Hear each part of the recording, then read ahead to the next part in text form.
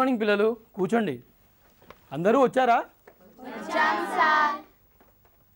ఏంటి వైష్ణవి, చందన ఏదో పరధ్యానంలో ఉన్నట్టున్నారు. ఏంటి ఆలోచన? ఏమీ లేదు సార్, మీరు నిన్న మధ్యగతం గురించి చెప్పారు కదా, దానినే స్ఫూర్తిగా తీసుకొని అభ్యాసంలోని అన్ని లెక్కలు చేసేసాను. అలాగా, చాలా మంచి పని చేశావు. కానీ ఎందుకు ఈ పరధ్యానం? మా అన్నయ్య కొన్ని సంఖ్యలను ఇచ్చి వాటి కేంద్రీయ స్థానాలను గుర్తించమన్నారు. సరే, మధ్యగతం ద్వారా కానీ లేక సగటు ద్వారా కానీ కనుక్కోవచ్చు కదా. కనుక్కోవచ్చు, కానీ ఇవ్వబడిన దత్తాంశంలో కొన్ని అంకెలు సంఖ్యలు పలుమార్లు వచ్చాయి. అలాంటప్పుడు ఎలా చేయాలన్న సందేహం పట్టుకుంది. ఇంకేదైనా పద్ధతి ఉందేమో అని ఆలోచిస్తున్నాను. ఓహో అలాగా, అందుకా ఈ పరధ్యానం. మధ్యగతం కంటే సులువైన మరో పద్ధతి ఉంది. దీన్నే బాహుళకం అని అంటారు. ఈరోజు మనం బాహుళకం గురించి నేర్చుకుందాం. ఏంటరా పిల్లలు, బాహుళకం గురించి ఈరోజు నేర్చుకుందామా? ఏదైనా దత్తాంశంలో తరచుగా వచ్చే విలువనే బాహుళకం అని ఆంగ్లంలో మోడ్ అని అంటారు.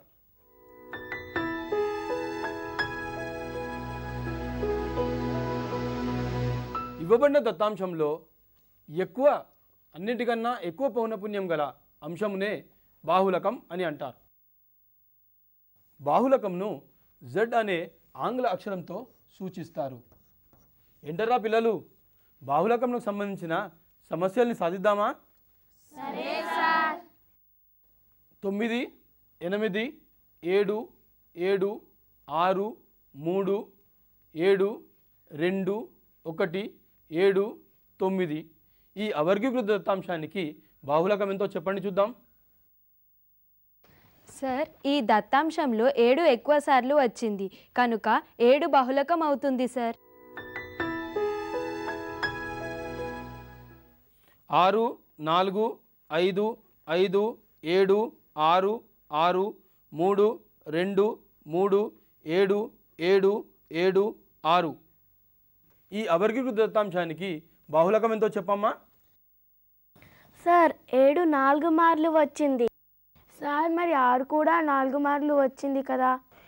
7 6లు 2 దత్తాంశాలు 4 మార్లు వచ్చాయి కదా, మరి ఇప్పుడు ఎలా సార్? ఏముందమ్మా, చాలా సులువు.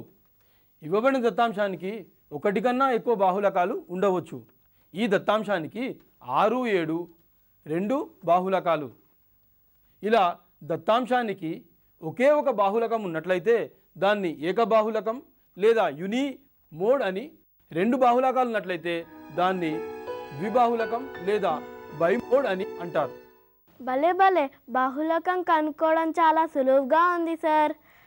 8, 4, 5, 6, 9, 7, 10 ఈ అవర్గీకృత దత్తాంశానికి బాహుళకం ఎంతో చెప్పమ్మా. ఈ అంశంలో కేవలం అన్ని ఒక్కసారి వచ్చాయి సార్. దేనిని బహుళకం అనాలో తెలియడం లేదు సార్. అవునమ్మా, ఈ అవర్గీకృత దత్తాంశానికి బాహుళకం లేదు. దీన్ని బట్టి చూస్తే దత్తాంశానికి బాహుళకము ఉండవచ్చు లేదా ఉండకపోవచ్చు. వెరీ గుడ్, చాలా చక్కగా చెప్పావమ్మా.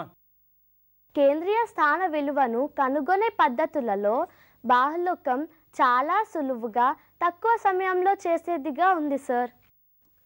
నిజమేనమ్మా, కాకపోతే బాహుళకం అన్ని విలువలపైన ఆధారపడదు. బహుళకం కనుక్కోవడం నోటికి చెప్పగలిగేలా చాలా సులభంగా ఉంది సార్. అవునమ్మా. సరే, ఇప్పుడు ఇంకా వర్గీకృత దత్తాంశానికి బాహుళకం కనుక్కుందాం. వర్గీకృత దత్తాంశానికి బాహుళకం కనుక్కోవడానికి వినియోగించే సూత్రము Z = L1 + Δ1 × C / Δ1 + Δ2. ముందుగా పౌనపున్య పట్టికలో గరిష్ట పౌనపున్యం కలిగిన తరగతిని బాహుళకం తరగతిగా గుర్తించాలి. బాహుళకపు తరగతి పౌనపున్యం Fగా, దానిపైన ఉన్నటువంటి పౌనపున్యాన్ని F1గా, దాని కింద ఉన్నటువంటి పౌనపున్యాన్ని F2గా గుర్తించాలి. L1 అంటే బాహుళకపు తరగతి దిగువ హద్దు. C అంటే తరగతి అంతరం.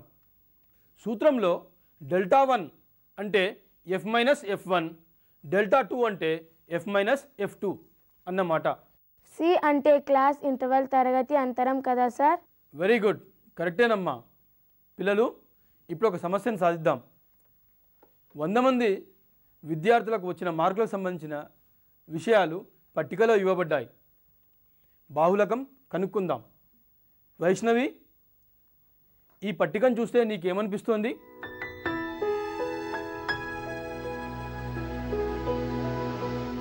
సార్, పట్టికలో 15 నుండి 24 మధ్య మార్కులు వచ్చిన వారు 8 మందిగా, 25 నుండి 34 మధ్య మార్కులు వచ్చిన వారు 20 మంది అన్నట్లు అర్థమవుతుంది సార్. మరి 24.5, 34.5 వంటి మార్కులు వచ్చిన వారిని ఏ తరగతిలో ఉంచాలో తెలియట్లేదు సార్.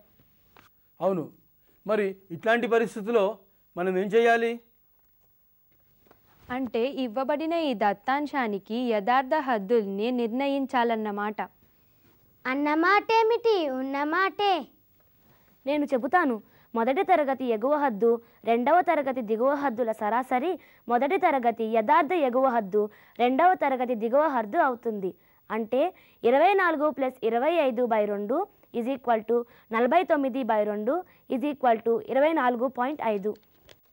ఇలాగే యథార్థ హద్దులు వరుసగా 14.5 నుండి 24.5 వరకు, 24.5 నుండి 34.5 వరకు, 34.5 నుండి 44.5 వరకు, 44.5 నుండి 54.5 వరకు, 54.5 నుండి 64.5 వరకు, 64.5 నుండి 74.5 అవుతాయి. చాలా చక్కగా యథార్థ తరగతి హద్దుల్ని నిర్వచించావు. Very good.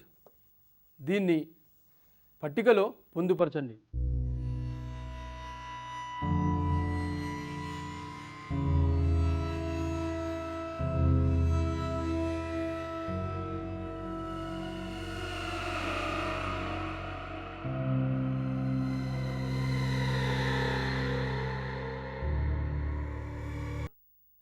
ఇప్పుడు మనం ముందుగా బాహుళకపు తరగతిని గుర్తిద్దాం. అవును, అంటే గరిష్ట పౌనఃపున్యం 30 కాబట్టి 45 నుండి 54 వరకు, 44.5 నుండి 54.5 వరకు 30 ఉన్న తరగతి అవుతుంది కదా సార్? కరెక్ట్. చాలా చక్కగా గుర్తించావమ్మా. బాహుళకపు తరగతి పౌనఃపున్యం F = 30. బహుళక తరగతి ముందు తరగతి పౌనఃపున్యం అంటే 28 కదా సార్? అంటే 28 F1 అవుతుంది కదా సార్? అలాగే F2 = 10 అవుతుంది కదా, ఎందుకంటే బాహుళక తరగతి తరువాత తరగతి పౌనఃపున్యం F2 కనుక సమస్యలో పౌనఃపున్యం 10 అవుతుంది. అయితే F2 = 10.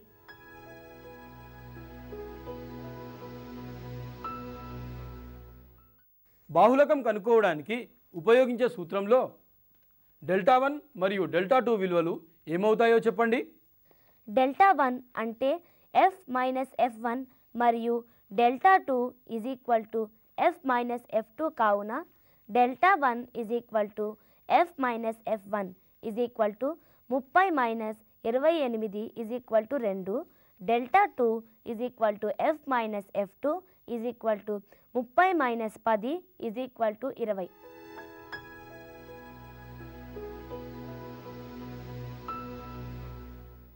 Very good Vaishnavi. Abhinay, నువ్వు చెప్పు.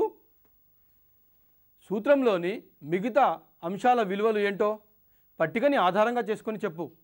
సూత్రంలోని L1 అంటే బాహుళకం తరగతి దిగువ హద్దు కాబట్టి L = 44.5 అవుతుంది.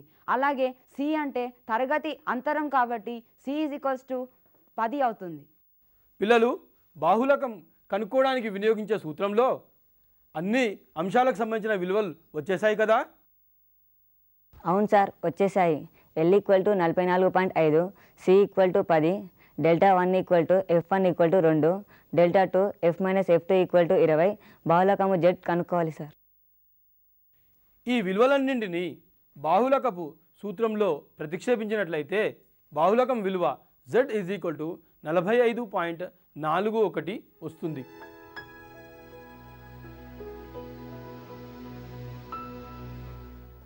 భలే భలే ఎంచక్కా మనం వర్గీకృత దత్తాంశాలకు బహుళకం కనుక్కోవడం కూడా వచ్చేసింది. సార్, కేంద్రీయ స్థాన విలువలు కనుక్కోవడంలో బాహుళకము చాలా సులువైన పద్ధతి కదా సార్? అవును, బాహుళకం చాలా సులువైన పద్ధతి. కానీ బాహుళకం అన్ని విలువలపైన ఆధారపడి ఉండకపోవడం వల్ల బీజగణిత పద్ధతులకు తగినది కాదు. ఇవాల్టి ఈ పాఠం బాహుళకం అర్థమైంది కదా?